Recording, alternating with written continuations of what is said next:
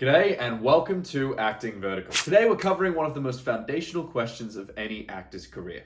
How do you do it? You've probably been told the classic formula: get headshots, make a show reel, find representation, and hope that you make a lucky break in a Hollywood blockbuster movie. This might still be possible for you, but it is not the only way to succeed in the entertainment industry. Every actor's journey is different, and today I want to share with you a way that you can progress through the entertainment industry without any pre-existing connections, without going to an expensive drama school, and without having an agent. Just over 2 years ago, I was a graduate accountant. I'd always had a passion for acting during high school, and I got involved in every musical or play that I possibly could. Despite my intense love for the craft, I still chose to study business and pursue the corporate lifestyle.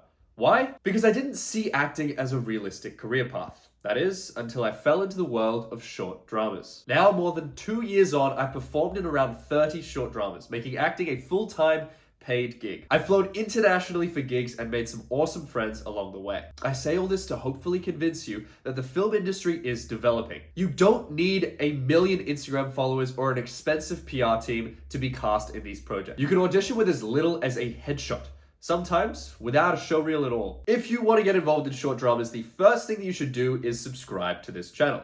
I'll be dropping a lot of super helpful advice from my industry experience very soon, so make sure you have notifications on so you don't miss out on that either. Now you've done that, let's chat about what these are. A short drama is the perfect merger of the TikTok-style short-form content with Netflix's cinematic professional quality series. Each short drama contains around 60 episodes, each of them being roughly a minute in length, and every single episode has a small plot twist to keep the viewer hooked and watching the rest of the series. The genre is usually a melodramatic soap opera style, which is perfect for a theater-trained actor looking to give screen acting a go. I'll explain the tropes and storylines in more detail in the future, but for now, that's about the gist of it. If you're watching this video from Australia, the current casting landscape is Star Now job postings or job postings on Facebook groups. If you're watching from America or Canada, then Actors Access and Backstage are your best bet. Wherever you are, finding casting directors on Instagram is a great way to stay up to date on current job opportunities. Specific to Australia, I'm also involved in the establishment of a short drama association that aims to bring more safety and education to short drama projects locally. This leads me to my next point: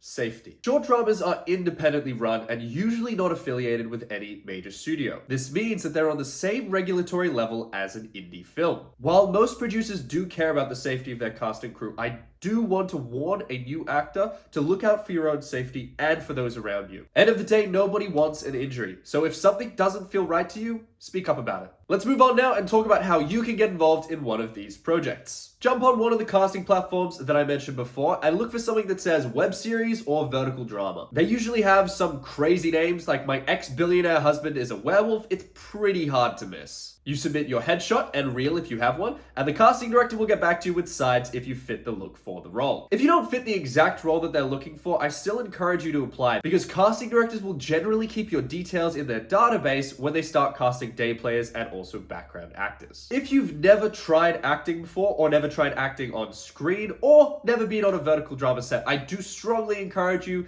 do an extras gig once or twice just so you get a feel for how everything runs. As with pretty much everything that I cover in this video, I will give you more detail in future content, but briefly, for your headshot, all you need is decent lighting and an okay phone camera. Ideally, you would have professional photos, but it is not absolutely necessary. So with that said, there is absolutely no reason for you to delay. You can start submitting just off a photo today. Once you receive the sides, now it is time to shoot your audition. I'll cover more specific tips in a future video, but all you need to know for now is a basic lighting setup, use your phone camera, and position your eyeline slightly to the side of the camera, roughly about here.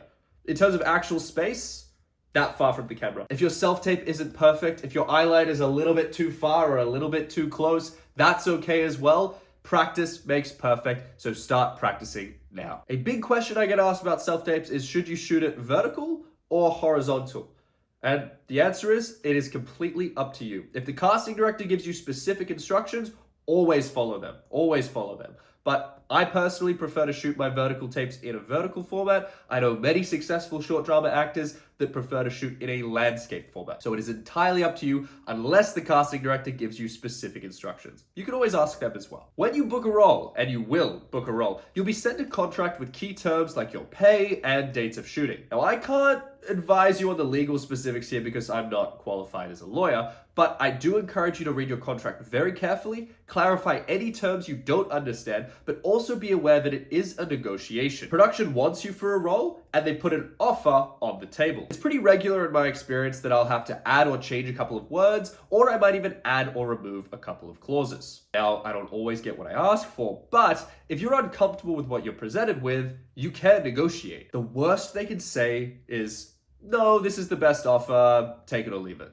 At which point, you can either accept or decline if it meets your expectations. Something that I'll be caught saying a lot on this channel is that the best and worst things about verticals are that they shoot so fast. And the reason why I bring that up is to say that if there's something you're asked to do that does not sit within your boundaries and you're not comfortable with it, be aware that you can say no and it's not going to ruin your career. There is going to be another job around the corner, and if they want you for this one, the likelihood is they or another producer will want you for another project down the line. You're going to be pretty blown away by the professionalism on some of these sets. Now, it's all thrown together at the last minute, but typically you'll have a feature film length script, catering, and cinema quality equipment. Now, don't stress if communication is a little bit late, as these things are very quick, they're thrown together at the last minute, and everyone is rushing to get things done. I'll usually get my schedule with what scenes I'm performing and the lines that I need to learn, either the night before if I'm lucky, or maybe the morning of shooting. As a result, I'll usually learn my lines in the makeup chair when I arrive to set.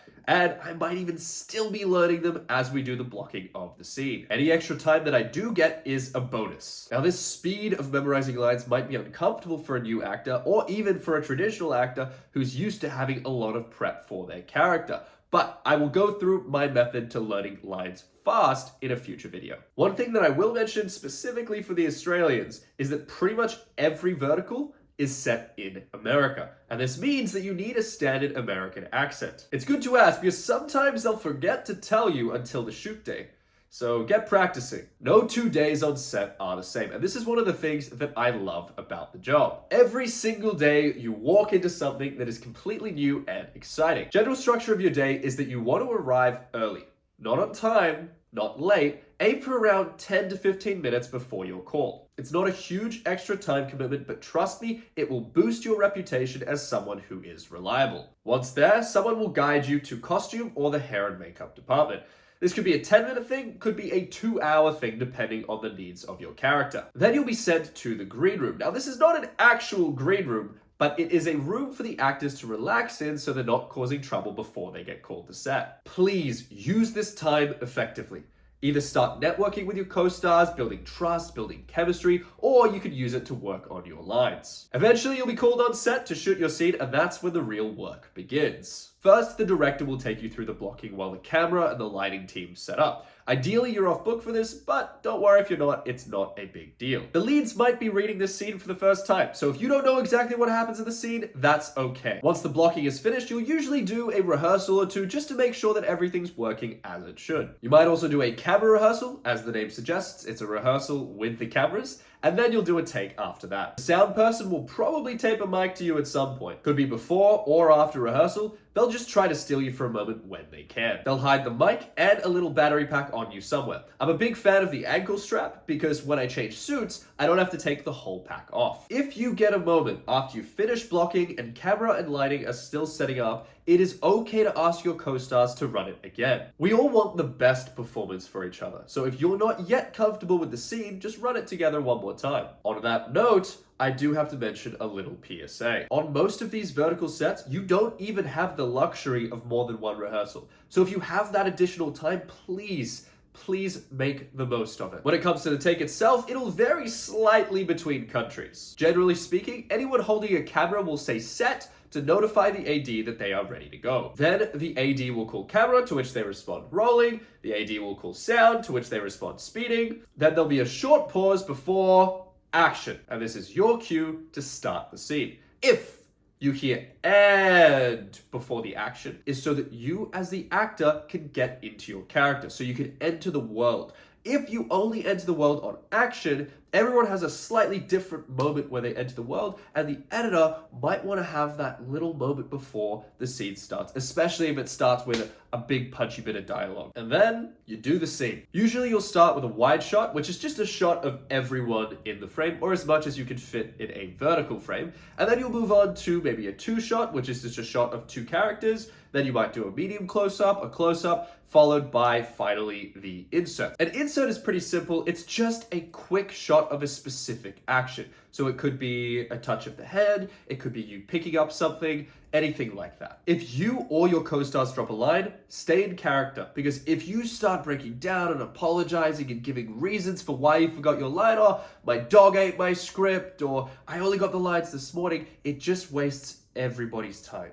So it is much more professional for you to call out line please, get the line, pick up a moment before you left off, and continue with the scene. And if you feel like apologizing, feel free to do so after the take is over. The point that I'm trying to make here is that the quicker you can get back into the scene, the better. Once you're wrapped, that is it. You send an invoice based on your contract terms and start the audition process all over again for whatever your next project may be. Every single shoot that you do will build your network, portfolio, experience, and understanding of the industry. Most importantly, and my final piece of advice for you, is to treat everyone with respect. It's a generally nice thing to do, but if that's not enough, do it for selfish reasons. I've been referred to future jobs by my co-stars, the director, editor, production assistant, continuity person, hair and makeup artist, sound person, background actor, you name it, pretty much every position in the project. Now, if I was awful to work with, I would probably book half the roles that I do now. Maybe even less, maybe none at all. Above all, just be respectful and kind. It'll take you much,